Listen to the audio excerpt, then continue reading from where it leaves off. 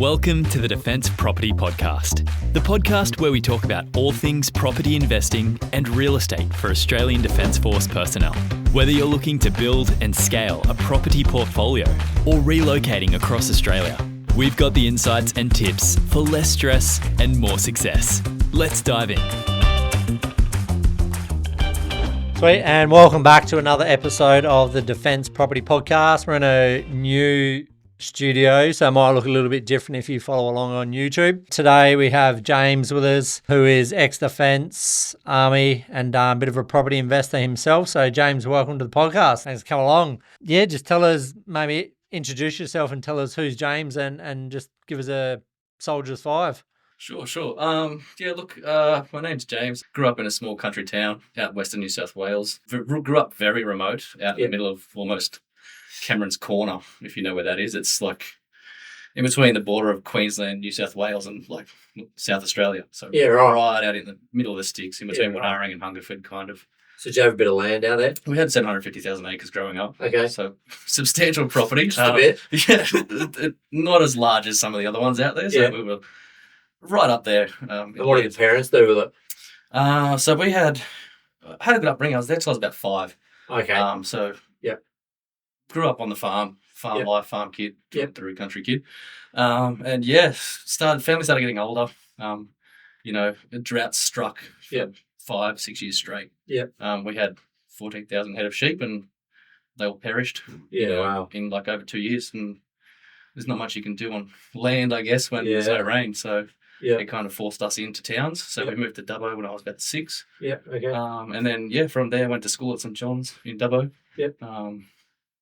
Just started growing up there and realised small town isn't the best spot to live forever. I guess. How far is Dubbo out from Sydney? About 4.5, 5 hours, depending on it. Still, we were about, I think, 12 hours west of Dubbo, so it was nearly 16 hours. Or 17 hours from Sydney to our property by drive. So it was a good whack. So grew up in Dubbo, went to school there. Played sports, obviously, country kid playing sports. Didn't play rugby like everyone else. Decided to be playing soccer and stuff. And so it was good. Travelled with soccer a little bit around the state, and found that Dubbo is not quite the spot to grow up and live forever. So went to Sydney. It was good.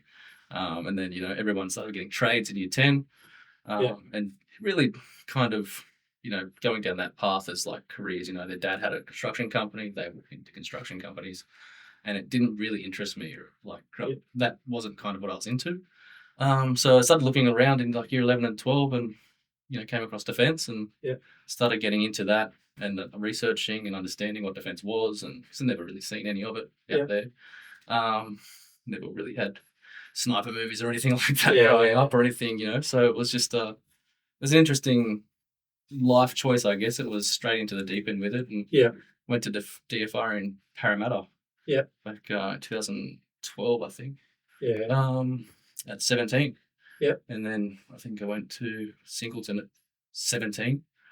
2013, I think I had to get my mum to sign off the paperwork to join the defence from school. So it was a bit of a learning curve going through Kapooka and Singleton at 17. But there's a lot of guys I've met now through, defence contracting and stuff that kind of all have a similar story of, ending up in defence somehow through various means, and we all kind of just have kind of the same story. I guess so. It's an interesting world to be in, I guess. And so you were infantry? Yep. Okay. So you Kapooka then Singho. Yep. Cool. And I guess where'd you post to? Like after obviously Singho was 6 RAR in Brisbane. Oh, nice. Yeah, it's good posting. Definitely worse places to go.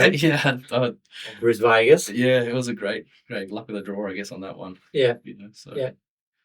So infantry, and how long did you serve all up? I think 5.5 years. I think 4 at the unit, and then just had like injuries throughout my time at 6 RAR. Just rolled my ankle, rolled my ankle, and then it just progressed into kind of a weird situation. I started getting out. I was out field one day and I was like, what are we doing? There's more to life than sitting out field, unfortunately, in defence. Especially in a peacetime army as it was at the time, wasn't really. interesting me. Yeah. And I thought, what can we do here? There has to be another way. Slug it out at 17, thought I knew everything. Yeah. 18, thought I knew everything there was. And, by 19 and 20, becoming 21, thought you're invincibles. Yeah. You're in the infantry, the world's your oyster. But I guess when you go to write a resume in the infantry, you realise quick that, it's not as good as you think trying to get into the civilian world and get employed. So, I spent about 4 years at 6, I think. Did my Rosso and then just started discharging process and then did some scans and they weren't the greatest. And then, got back to the farm really out west and back Dubbo. Yeah. Had a farm out there from the other farm. Rolled my ankle and ruptured ATFLs. Split my tibia and fibula and a few other ligaments in there as well. So it kind of didn't go too well for me. Yeah. And then had reconstructions and stuff, and it kind of wasn't fun staring at a roof. As everyone who's had surgeries understands that you just stare at a roof for a copious amount of time, and it's never fun. So everything comes along with it, I guess, and it was interesting. Yeah, nice. And so what do you do now? So when I left the infantry, I studied like IT, I guess you'd say, like a very broad term, IT, as it is these days, because there's so many avenues you can go down. Studied IT through a veteran company, I think it's called With Me. Yeah, they first started back in. Did a lot of things that way, got skilled up basically, realised writing a resume that infantry doesn't give you any qualifications for the civilian world. You can't write all these things that you think you can because jobs don't really care. You don't have managerial skills or any type of tangible skills to a civilian workplace. So learnt that the hard way, started doing all sorts of computer courses and everything I could do to upskill myself in education and everything like that. And that was kind of it. Like I really wanted to learn, I guess, and be employable because obviously wasn't getting a pension, wasn't getting anything, still don't get pensions or anything. So it's like you have to be employable, right? You can't just sit on the fence and hope for the best in life. So it kind of threw me in the deep end there. And it was an interesting transition, I guess you'd say. Yeah. So you're in IT now? Yeah, still in IT now. Yeah. It's good. I enjoy it. Like I do contracting in headquarters in Sydney. Yeah. But I work remotely from home. Okay. So it's true defence. Yeah, exactly. Yeah. There's a lot of opportunity for ex-defence members in IT. Yeah. Okay. And especially good looking for people with security clearances and stuff. Yeah. Lots of opportunity in Canberra, regional work, remote work. Yeah. Lots of work there, but it's still defence, I guess, at the end of the day. Yeah, it's still good. So what sort of IT is it that you do? Like what's the... It's a vary of things, I guess. It depends on what we're trying to achieve. I mean, my version of IT is turning the laptop on, opening up emails and stuff. Okay. So there's all sorts of programs that Defence are running trying to teach, I guess, defence units, intelligence warfare or intelligence operations and how that's used in the battle space. So like Facebook, social media, YouTube, all those types of things. So that's an arm of what we do as like a little group, I guess. Yeah, okay. And then we also do like all sorts of things like adversary type of training products. So we build like, fake countries and stuff that kind of replicate real countries that would be a near-peer adversary in the region. Yep. And then give that to units, S2 shops and stuff so they can kind of train it, plan an exercise with maps and everything on how and what that would look like if that was to arrive. And a bit of myriad of things, and it's just a very broad work, I guess. Task. So you what year did you discharge? 2017, I think. 2017. Yeah, okay. And you pretty much about 10 years contracting back to defence. Yeah. So very heavily connected still in some sort of capacity. Yeah, cool. Yeah. It's been really that's good. How does that fit? Like a lot of people sort of when they separate, kind of, I guess the longer they serve, the more they're exposed to it, but have that degree of like a little bit of lost identity. Does being contracting back help like with the keeping connected sort of thing? I guess so, yeah. Like you meet people and you meet people you wouldn't have met otherwise. Yeah, right? Like you start to meet it's a different world, different side completely of it. Different, not the grunt side of defence, not the combat core side of defence. You meet officers that are engineers, or all sorts of different levels, and you realize defense isn't that bad, I guess. And there's so much more. There's so much more to defense. Unit bubble or whatnot. Yeah, exactly. How much goes on behind the scenes? Yeah. Nice. Well, property wise, talk us through, because you've got 2 properties. Yeah. Exactly. Yeah, cool. So talk us through like just the first one, and what was like the exposure to property before defence, if any, other than the farm, like with parents, investors. Yep. What sort of triggered most people, or a lot of people have, the Rich Dad Poor Dad book or something like that that triggered it, or some sort of podcast more recently. Like back when I was around, there was no podcast. Like I was buying my first property before Facebook even existed, so it shows my age a bit. But yeah, what triggered it for you, and where was that? I guess a few things there. Anyone who knows farmers can't manage money. Yep. I guess it just doesn't work generally half the time, and then it does work, and it's a good year. Yeah. So when it's bad, it goes bad quick, and bills come in fast. So parents weren't really that good at managing money. Neither were my grandparents. Lost the farm, everything during drought. So there was never really much experience, and it was almost taboo in the family to talk about. Very common. Very common. Talking about money. Yeah.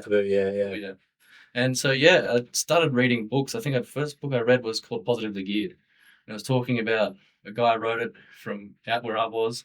That's why I picked it up. And it was talking about a teacher's salary at like $40K back when teachers making that. Yeah. And how you could leverage property to actually make money. So I read that. It was interesting. And then I read 7 Steps to Wealth by a guy down here in the Gold Coast somewhere. I can't remember. He has like a little buyer's agency thing as well. Yeah. And then I read The Richest Man in Babylon as well. Yeah, okay. Yeah, that's a good classic. Good fundamentals. Yeah, just learning that having money doesn't mean you've got money. Yeah. It's what you do with it that elevates your money status. It was a mix of books that I've read throughout the time, of like professional development books, or like just education around the topic. Talking. Is this when you're serving or pre-serving? After, as I was getting out. Yeah, okay, yeah. Just trying to learn, like you go from defence making fortnightly paychecks to I get paid weekly now on a good wicket. But, you get paid weekly, you don't want to be still throwing your paycheck away on the weekends. Yeah. You're 20-something, making good money. You've got to do something with it. So I started learning fast that you can do any job, mines, defence, any job, make a lot of money, but if you don't use it correctly, where are you going to be? Yeah. You're going to be back where you started. They even say that one of the biggest stresses for like doctors and high earning medical professionals is money, because they're so career focused that, just because you have a much bigger paying job, an income, a lot of the time it just means that you got a bigger credit card limit, bigger car loan, and a bigger mortgage. Yeah. But, what's left at the end of the 30, 40, 50-year career is what matters, and what you've done with it along the way. And I think we've had a few guests now, I'm always having a conversation with, young soldier sailors and airmen that have done the right thing, and they've built a portfolio, and some of them will do very well in retirement based on that. So, 100%. It's definitely come a long way in defence. Like you said before, podcasts weren't really a thing. No one really talked about it. And, you have a meeting at Kapuka with Defence Bank and Military Bank where they say, here we are, sign up. Do you want a card or not? That's all the knowledge you get on what defence can offer you for housing, really. Yeah. You don't get knowledge on it, I guess. And that's kind of the big thing, was education around this topic is a very important thing. Yeah. Because without knowledge, you're just going to make mistakes. And you're going to fall for traps. Like I've fallen for traps with other agencies where, I'm still in court battles with them. Yeah. So I learned the hard way what not to do. Don't just trust everyone with your money.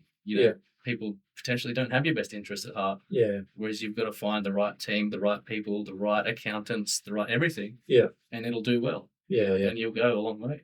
So it's important to have the right, connections and group around you.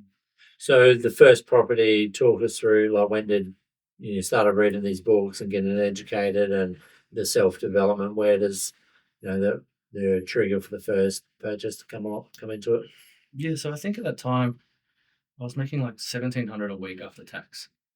And I'm, going from $2,400, whatever it was, a grunt, or I can't remember. It wasn't much, and then then your tax bill starts to increase, and you start to realize I need to be doing something with this.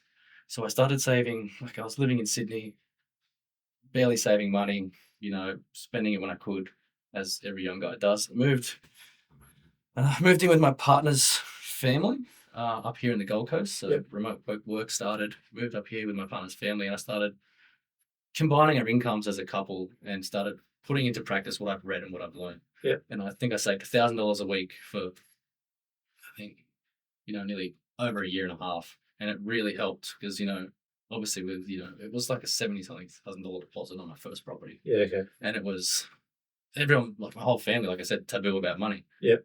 You're crazy. Why are you buying a house you're never going to see? Yeah. And it's just the mum and dads that are the biggest critics of, like, what are you trying to do? Why are you buying this? Yeah, I call it the barbecue mafia, and I think, like, they have the best intentions, but as, chippies or sparkies or accountants or nurses or, whatever our family are, they're not really, unless they've got an epic property portfolio that you want to grow to, then maybe listen. Yep. If they don't have that and they're not in the profession, they're probably not the best people to be giving advice. Exactly. I mean, the amount of advice I got off my family. Yeah. I started saving money. What are you going to do with it? You've got to buy a house to live in. Yeah. Because that worked for them, I guess. Like that generation, it was how they made some money and how they got into the property market. So, I think one of the biggest things you can do is take risks. And, like I said, the right team around you, those risks will pay off. It's all mitigating risk along the way, isn't it? And there's, like, I have this conversation, like, I'm probably more of an aggressive investor. My wife would be, Nadia, would be more conservative. And I've always, when I said, let's do this, and she said, look, let's not do it. I'm like, not doing it is also a decision. Like, not taking action is, a decision. Action, That's right. Yeah. And there's an outcome of that action. And, yes, you can invest and it can go wrong, but it can also go very right. And if you can mitigate risk along the way, not taking action, not doing anything, we know that inflation just erodes our savings in cash in the 100%. Bank, and we lose purchasing power. So, but sorry, go on with, so you're exactly right. Having a large sum of money in the bank looks good. Yeah. It's a safety net, sure, but it's not going to make you money, right? It's not going to compound. It's not going to grow to where you think it can grow. Stocks will do some work for you, but the way the property is in Australia, it's a good market. Like, you're going to get more of a return, even if you only do the property for a year. Yeah. So, my first property, I think I bought it for $538 in Dawesville, Western Australia. Okay. So over in the Marandra region in WA. Marandra? That's it. Yeah. Yep. Like I said, never seen it. It was called crazy. Why are you doing this? All of that was just my family every time I bring it up. So I just stopped bringing it up. I just got so nervous, and it was such a risk because every time I'd see them, how's that house going? You sure they're building it? They'd say all these things to me, and it was just so nerve-wracking, that first one. And what year was this? 2021. 21, cool. Yeah. So, and you had just gotten out at that point a few years. Yeah, I've been out a few years, started saving some money, and was, did some education and stuff like we discussed. So it was $538. Just nerve-wracking the whole time. And you built it? I built it. Yeah, okay. Never saw it.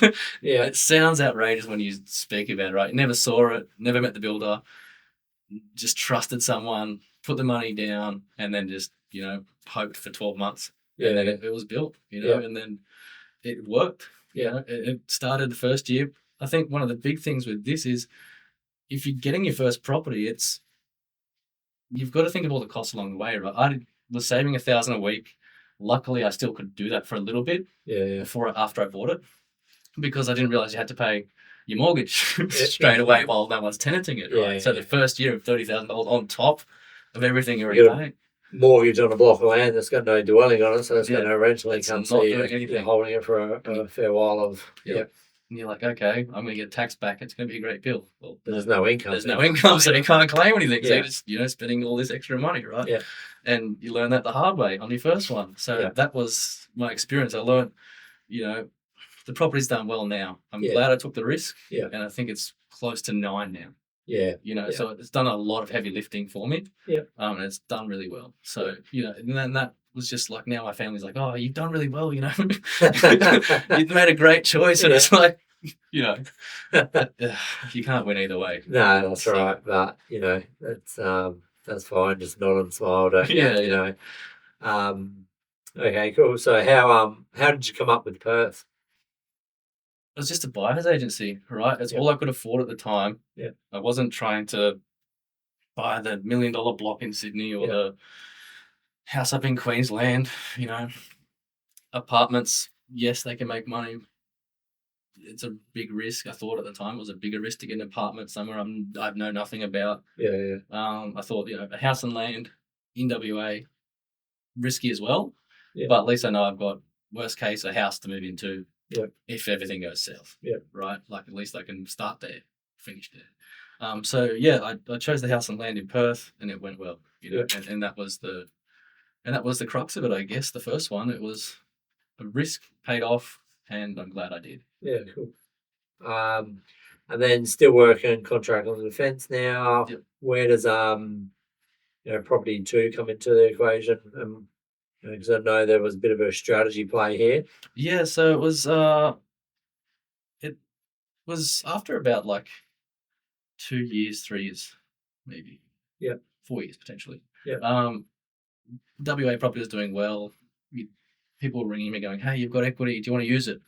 And I just didn't understand that. I was so nervous to get that second property, and everything I read was like all investors stop at 1, and it's getting the second, third, and fourth that becomes the hardest. And after that, it's like a rolling, snowballing effect.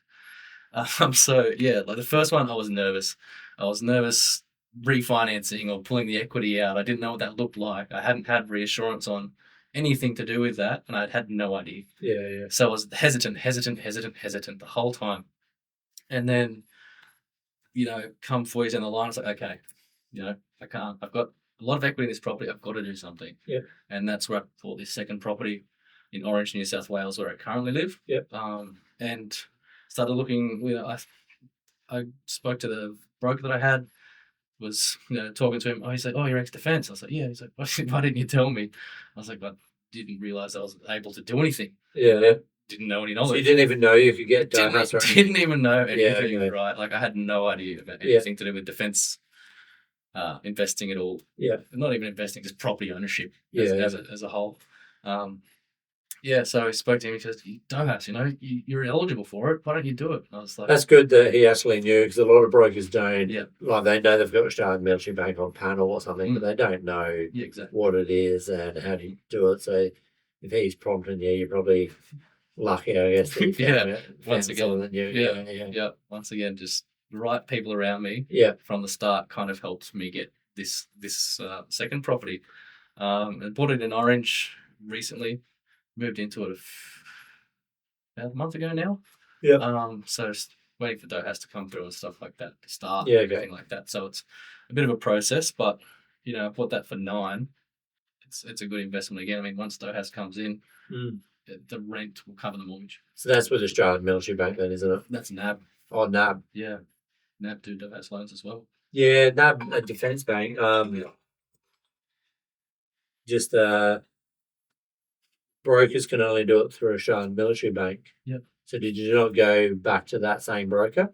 No, it was my broker got me in contact with the broker of NAB. Yeah, that makes more sense. Yeah. I'm not sure. I trusted them and they got me into a second property. Nice. Reluctantly. Yeah. And who's the first one with? Macquarie Bank. Okay. Yeah, cool. So you've only been in that one for about a month now? Yeah. And you got DHOAS, so if you did about 5 years? Yeah. Yep, so you'd have tier 1, tier 2? Tier 2, I believe. Yeah. Yep. Subsidy coming in. Yep. And you're going to live in that for, the minimum time frame. Yeah, exactly. That. Yeah, exactly. It's tier 2 is, I think, works out on the price of the house. Yeah. They take into effect, and then I didn't realize till recently listening to your podcast it fluctuates with interest rates as well, right? Yeah. Which is also very handy.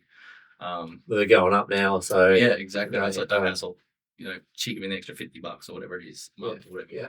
If anyone's interested to just know where interest rates are going and stuff. If you go on, just Google, I think it's interest rate tracker ASX, and on the ASX website, it'll give you the percentage of a no change at the next meeting, and then a percentage of an increase or a decrease. I think it's something about 60% or 62% of an increase at the next meeting. Yeah.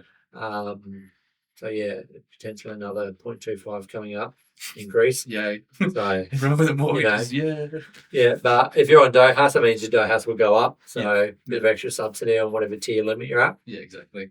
Yeah. It's it's I reluctantly got into the second one because I wasn't sure what the next step looked like. Yeah. And doing it that way kind of felt a bit more supportive, and it made a lot of options open up too. Yeah. So if you don't know what DHOAS and how it works, I'm sure you would have covered it many times, but defense literally helps you either, depending on your service, will give you a lump sum to cover some deposits, or will, pay monthly. Did you take a lump sum or? No, I took the monthly repayment. Yeah. And yeah, that got me into a property that I probably wouldn't have got otherwise. Yeah. Without a large deposit. Yep. But I try to get pulled equity from Perth as well, and I keep both properties under 80% LVR. Yep. So it's recovered pretty well at under 80% LVR. Yeah, because you would get really good rent on Perth through that 4 or 5 year growth. Yeah, of course. So that's exactly right. So, and then even if you're at under 80% LVR, the bank sees so much less risky, especially compared to people at 5%, 5% deposits and doing these things. And, it works because, I'm going to rent this one out, move up here to the coast somewhere. Yeah. Because we came from here back down there. We'll come back and, you have to sacrifice. Sometimes you can't keep living the same life and expect to walk into a $3 million home without changing things or increasing income. So that's kind of what we're looking to do, is transition back up here. Yeah, okay. So stay in Orange for 12 months, meet the minimum criteria for DHOAS, and then relocate to the Gold Coast. Then you'll have DHOAS, rent from the tenant, tax benefits all on the Orange investment. Yep. So it should cost fairly minimal out of your pocket with those three. Yeah, exactly. Yeah, and then I'd imagine Perth would almost be covering itself by now, wouldn't it? Exactly, covers itself. Yeah. Yep. And then will you look to buy on the coast or just wait and see where equity position is? And a bit of both, I think. Like you just said, depending what interest rates do, it will depend obviously what the property market does, right? Whenever there's just such a scarcity in property. Yeah. So either way, it's going to be expensive to buy a property, no matter what you're looking for. But taking something at any time you can get it is always better than hoping and praying for the right place, the right time. Yeah. So we'll come up, save a bit of extra cash, and then get into whatever's available. Yeah. When it comes off. Yeah. So when you're ready to go. Yeah. Okay. And fast forward maybe 5 or 10 years, what does a property portfolio look like? This is going to be an interesting one. So I guess on the knowledge side of things, I kept reading and kept trying to explore podcasts like we discussed and other things. And I learned that, let's say you had 6 properties, 8 properties, 10 properties, everything goes well for most investors. That's what your outcome's looking like potentially. I want to be able to basically sell 6 or more and get into commercial. Yeah, okay. Right, and take that leap into that commercial space. Yeah. And if you don't know at home, commercial is very different to residential, and the deposits are substantial. Yeah. But it's a very cash-flowing asset. Covers everything. Covers your outgoings and stuff. All outgoings, everything. All negotiable, though, so not always. Yeah. But it should be written in the lease that the tenant, what they do or don't cover. Yeah. Yeah. But it's a very good play to, generally when transitioning and building, like in residential, you're just rolling over equity and leveraging and pulling equity without selling anything or whatnot. But when you go to commercial, as a general rule of thumb, like you mentioned, you would sell down like a couple of resis to roll into the commercial to basically go in with a cash deposit because the yields are a little bit stronger. The gross yield's 1, 2, 3% higher than resi. But then the net yield is much higher because, the tenant, as you mentioned, pays all the outgoings. But it's the ability to put in or roll that equity from the resi by selling into the commercial that actually puts you in a very good cash flow position. So it's a very good, residential is great to build and scale a portfolio. But then, when you want to transition that portfolio commercial, is it a really good option? I'm a big advocate for always keep a handful of resis on the side. Like if you have 5 or 6 or whatever residential and you sell them all by one commercial, if your commercial tenant moves on, you're got to be prepared for 6, 12, 18-month vacancies. So if you have 2 or 3 resis there sitting there with your one commercial, resis you can generally sell at market rate pretty easy, and then park some cash in the bank if you do have that vacancy of the commercial. So it definitely creates a more complex strategy, but interesting. Yeah, and the same thing, like looking at joint ventures and other things like that. Yeah. Because it is such a hard space, going from residential to commercial, unless you do have, substantial amount of properties you can offset it with. Yeah. Looking at joint ventures or other things with friends or, people you meet along the way who are interested in that space as well. And, like I think you discussed before, clear terms, clear contracts. Yeah. Clear, everyone talks about we should get a property together. But then you do the numbers and you realise, okay, after 5 years of building a house and going together, you make 50 grand each. Yeah. It's like, what's the point, right? Like, you might as well just not. Yeah. The headaches you're going to get. So it's trying to understand what it all looks like long term. I mean, for myself, that's where I want to be. For other people, 2 or 3 houses and, handing them off to their kids when they get old enough is the play for them. Yeah. So, and for a lot of people, that's all they need. Like I was a mortgage broker prior to buyer's agent, and the amount of lounge rooms, this was pre-COVID, so back when everything was done face to face and Zoom wasn't so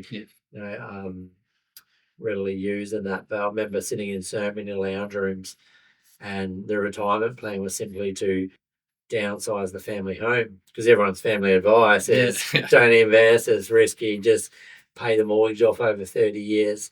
But inherently what happens is people will say, let's release a little bit of equity in our home and do an extension or go on that trip to Europe or buy the caravan, and a 30-year mortgage gets refinanced multiple times and extended and ends up happening for 40, 45, 50 years in some cases. They have this 50-year mortgage and, they get to late 50s, 60s and stuff, and their retirement plan is, other than super or whatever they have, is essentially just downsize, sell and buy something smaller. So the amount of people I met through 6 or 7 years of mortgage broking, that would have been miles better off. One, they would have paid off the mortgage a lot faster through correct debt management and cash flow. But 2, that if they just had 2 or 3 investment properties in their home, they could live off that rent in retirement with their super, do so much better.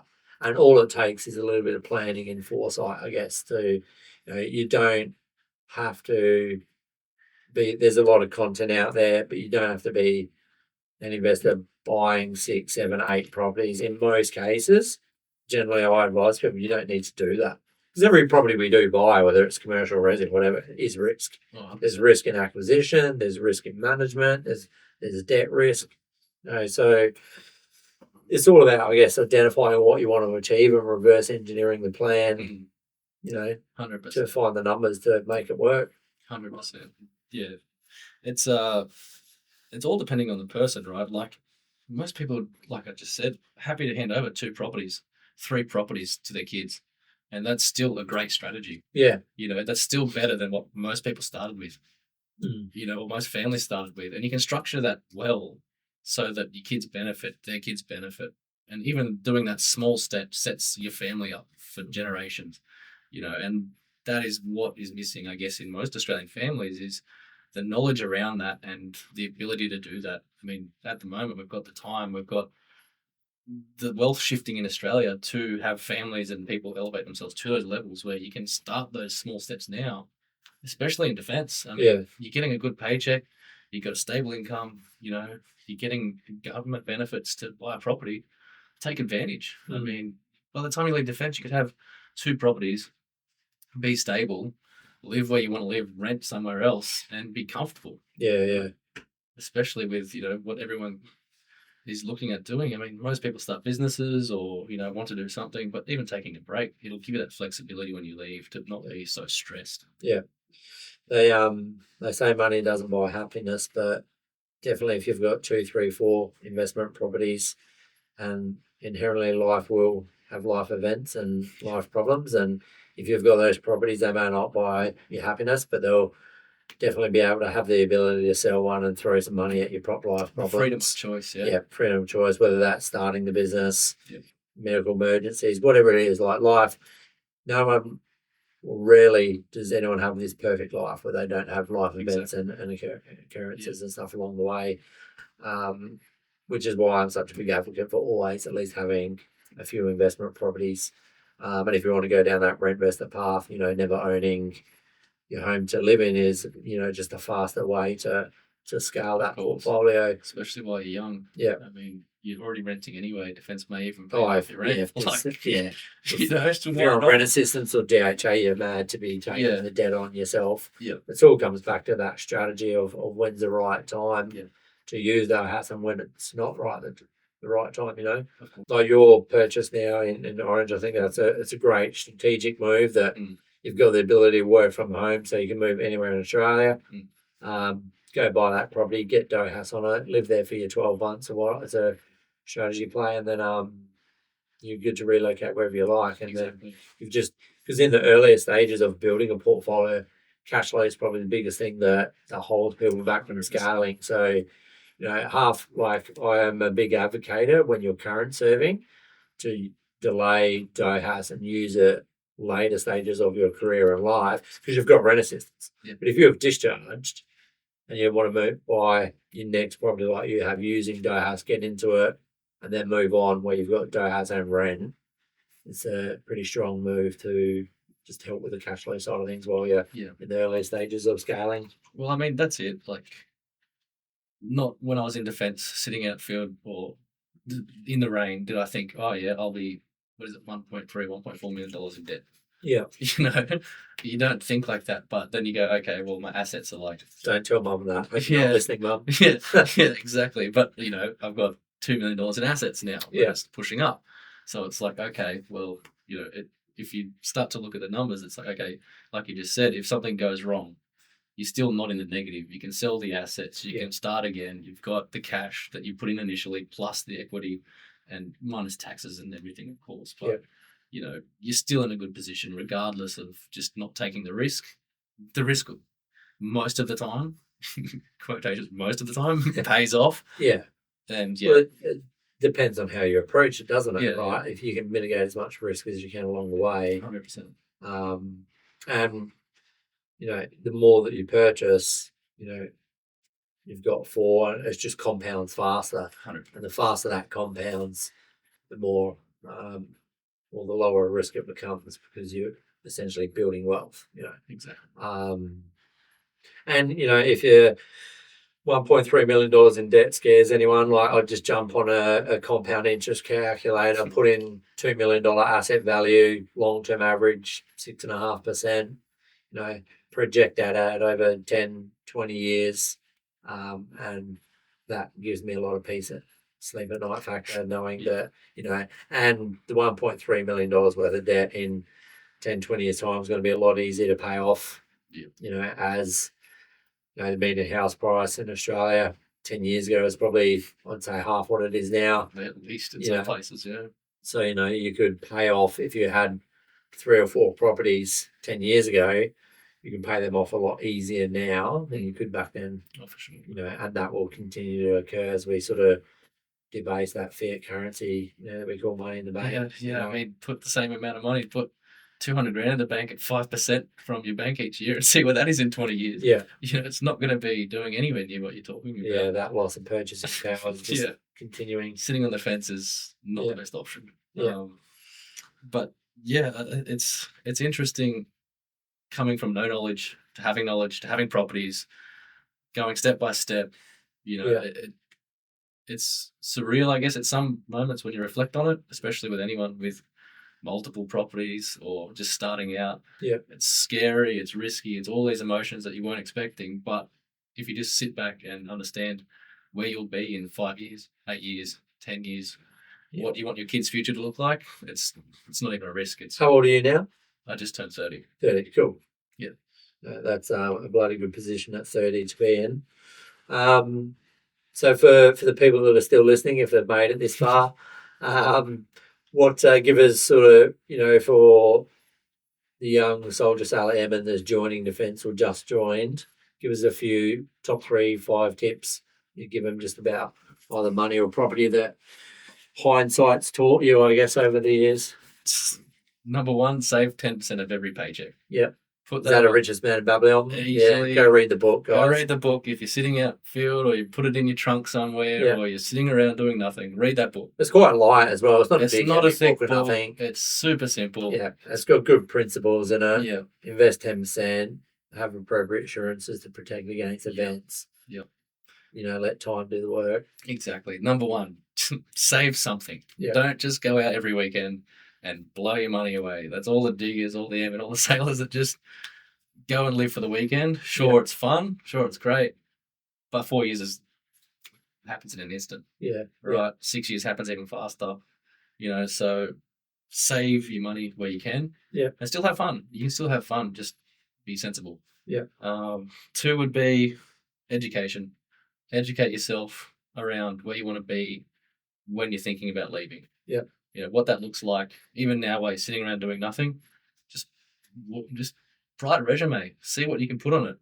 Educate yourself to where you want to be and what that looks like transitioning. So you've got the time, you've got the employment, you can do some learning, and defence will pay for most education that you want to do anyway, especially a transition. Yeah. If you have an understanding of what you want to do, transition through defence will give you a lot of options. I think there's thousands that they'll offer you to just learn something. Yeah. So you're not back, doing something, nothing. Yeah. Becoming a statistic doing nothing. Yeah. So education. And then, if you're going to take risks or you're going to do something, find the right team, find the right people, and it'll make it a lot easier. Reach out to people and ask the community because, podcasts have started. Messaging your mates, reaching out to someone who's done it will make you make better decisions along the way, and it'll just be so much easier. I'd definitely say as well, like on building your team, just make sure you know whose interest they're actually looking. Like they could be lying in their own pockets from kickbacks and stuff. There's a lot of there's a lot of I've, like I said at the start, I've been in that situation. Yeah. I'm in litigation now with someone for the exact same thing. Yeah. They owe me $50,000. Yeah. And, this lawyer led us back and forth. They had their best interests. I learned the hard way. Yeah. And, you make those mistakes. But, that's life, I guess. Buyer's agency. Yeah. That had very vague contracts. Yeah. And I thought they had my best interest. They didn't. Yeah, right. Was it a house and land package? I have to be careful what I say. Yeah. Take the conversation offline. I have to be very careful. Finding the right accountants, the right team, the right people, very important. And as you said, the right team will offer you the right advice. You'll know straight away. You'll either get rushed into a contract, sign this, sign that. Yeah. They don't disclose their commissions in the contract. Generally you can ask the buyer's agent, how much do you make? Yeah. What's your kickback off this? Yeah. And they'll have to tell you. Yeah. 40,000, 20,000, 18,000, 60,000. They're making some big money. So ask them and they'll tell you. Yeah. And just for everyone's knowledge out there, they should, a proper buyer's agent should make no revenue other than the fee that they are charging the client. So that is someone that acts in your best interest. Anyone that's got any sort of commissions coming from developers and stuff, they're people that you just want to run away from. So very good. Well, James, it's been great having you on the podcast. I think it's a good episode that plenty of people can relate to, that many people discharge after 4, 6, 8, 10 years, still stay connected, whether it's through reserves or contractors and stuff. And hopefully there's plenty of people out there that can resonate with that and potentially inspired to take action. 100%. Definitely do it. Yeah. Awesome. Well, until next episode, if you want to reach out to myself or James, jump on discoverbuyersagency.com.au and fill out the web form, and we'll be in touch and help out wherever we can. Thanks for listening.